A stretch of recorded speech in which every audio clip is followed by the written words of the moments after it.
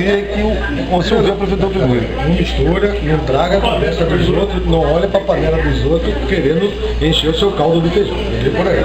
Eu dei um exemplo, só um exemplo, que o Bruno, acho que foi na sua primeira edição, né, Bruno, que saiu aquela matéria do Jair, eu suspeito dela. Bom, eu procurei lá, no dia seguinte ele não respondeu até hoje. Particularmente, dentro, desculpa ver, se for a mesma, se for o assunto for o mesmo, o assunto é o mesmo. Se for o mesmo, naquele momento nós já o chamamos, já apoiamos, visto que o Bruno, no seu jornal, colocou, pelo menos documentalmente, nós temos as contraprovas, dizendo assim, pronto. A prefeitura já tem conhecimento, né?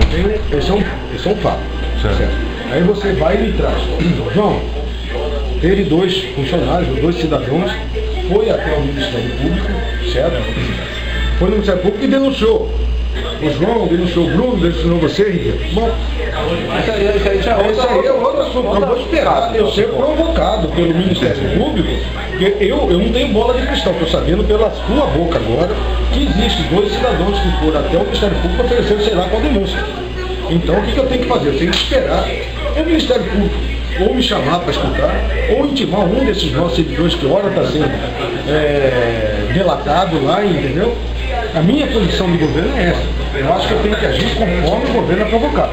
Isso, essa denúncia não foi provocada no Executivo, sim no Judiciário. Então nós vamos aguardar qual que é a demanda do Judiciário agora.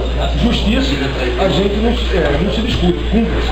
Se o juiz mandar que toma-se uma decisão, lógico, dando toda a ampla defesa para todo mundo. Entendeu?